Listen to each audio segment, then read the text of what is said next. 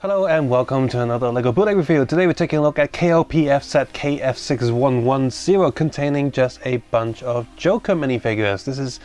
These are figures KF1290 all the way to 1297. On the left hand side here we have two that remind me of the LEGO Batman movie version of Joker just because of the hair they've used and the colors that they've used. Kind of like the white suit at the end, but not the same. And this suit, I don't know where this is from. This is also kinda like what you see in the movie, but not quite. And in the middle here we have four from the Suicide Squad, just Jokers wearing different things. In fact, this is probably the flashback suit, gangster suit, two gangster suits, and then topless. Finally, I think one of the main attractions of this set is these two Joker figures based on the Joker movie. Accessory wise, these come with 4x4 plates with 1x4 studs going through the middle. Two Uzis for him, and these Uzi like silencers can be removed. Sometimes you get bootlegs where it's just molded as one single piece, but no, these are removable. I've got these bang guns there printed on. It's only printed on one side on both of these. Pink pistols. We've seen this pistol mold before from many military sets. Here it's just done pink and a little bit oversized, I think. Purple crowbar, pretty unique accessory to have. A silver hockey stick. No accessory for him. And finally he has an accessory where everything must go. That sign that you see in the trailer, which is near the beginning of the movie. All of these use pad printing, and all of them, the lining is very sharp, very detailed, and the coloring is decent for the most part. I think the worst colored one is probably his pants, just because this sort of dark red on dark plastic does look a little bit faded, a little bit tacky. And also not a fan of how these sleeves are not... Sometimes you get away with printing sleeves on the figures, but this is so out of line that it just looks pretty bad. The rest of them are pretty decent though. All the figures don't have a secondary face print, which is, I think, okay for the most part. Few interesting things here is, first of all, these two. This Joker actually uses silver lining for his facial expressions, which look okay from the front. It's just like a black lining, but when you move him around, when he shines underneath the light, it looks a little bit weird that he's got silver lining there. But this figure isn't all bad. Like, for example, it's quite interesting. They use one black hand to give him like a single black glove, which is something I guess he would do. And the overall print design isn't terrible. He's got leg print all the way around. He's just the worst of the bunch. It doesn't mean he's bad.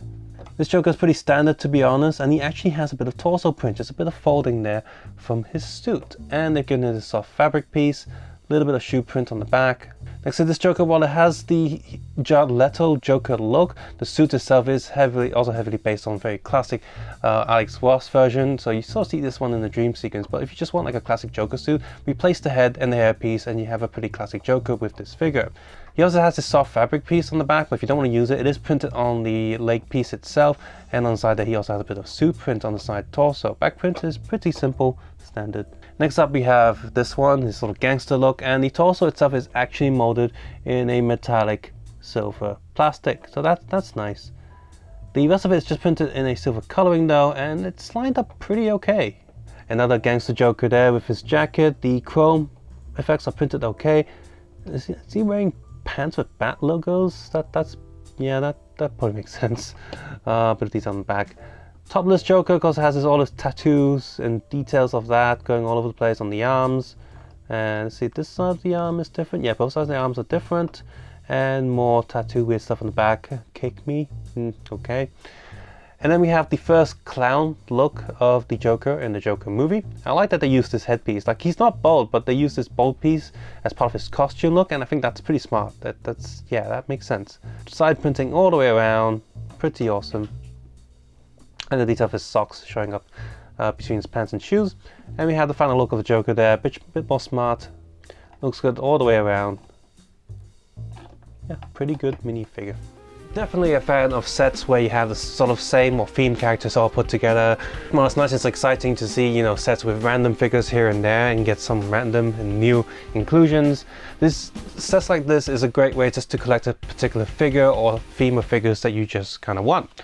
And so here, if you're a Joker fan, DC fan, Batman fan, I definitely recommend this set to you. Some of these figures have been done previously by this brand or other brands, done in decent quality, but what we have here are pretty good figures.